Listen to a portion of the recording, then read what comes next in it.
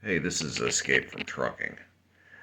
So I have a home that I occupy on my own, and there's a whole spare guest bedroom that I have. And I've decided to house hack, they call it house hack, as a way to pay for half, well, in my case, considerably more than half of my mortgage. And so I've been looking for a roommate, and it's included screening tenants and whatnot.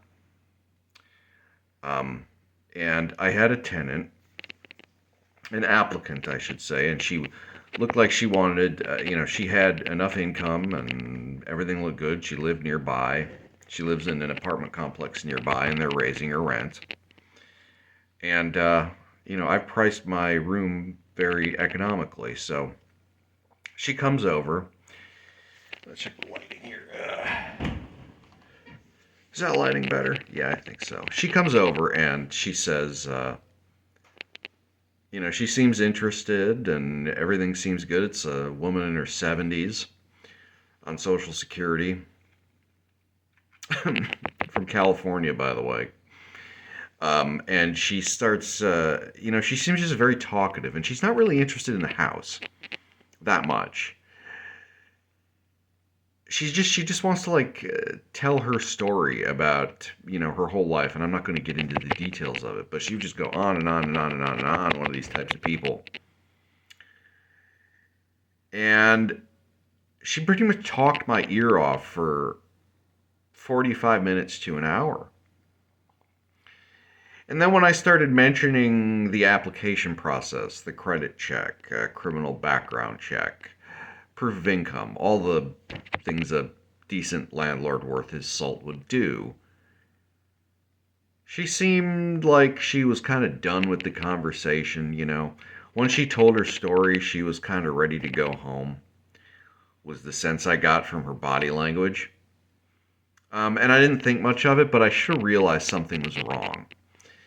So I communicate with her. I send her the official application, which she fills out so I could do a credit check and whatnot. And that day she gets back to me and she says, I just don't know how to do this. I don't know how to work all these computers, the typical boomer response. So I'm thinking, well, okay. This is my first tenant I've ever had. It would be my roommate, actually. First tenant I've ever had. And so maybe I'm a little naive. So I say to, I figure to myself, well, landlording, being a landlord is a people business. So I'll say, how about this? How about you come over again? Because she seemed real talkative, real chatty, like she wanted to get to know me personally.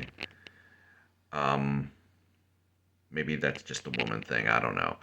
Uh, so I said, well, why don't you come over and I'll send it to you again and we'll figure it out. Like we'll figure out how to do it. She says, okay. And then this morning, she texts me and says, "Oh, I have to have an unexpected surgery, and so I won't be able to move in. I'm sorry for wasting your time."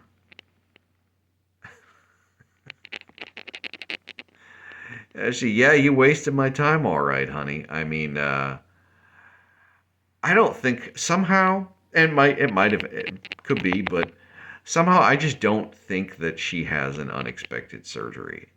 In fact, I think the feeling I get, especially because a lot of her life story was talking about drug use in her family. The feeling I get is that she was so hard up for human contact. I live in East Texas, by the way. She moved here from California. And she was so hard up for human contact that she feigned interest in wanting to be my roommate, which is kind of weird, right, for a woman so much older than me. Feigned that she was interested in being my roommate just so she could sit down and have someone and dump her life story on someone for an hour and a half. If so, wow. I mean, I don't know. I don't know. I'm trying to be a landlord here, and I was completely, if that's true, I was completely blindsided. So that's what happened to me today. I'm trying to get a roommate so that I can build wealth without having to be an over the road trucker, and that's how today went.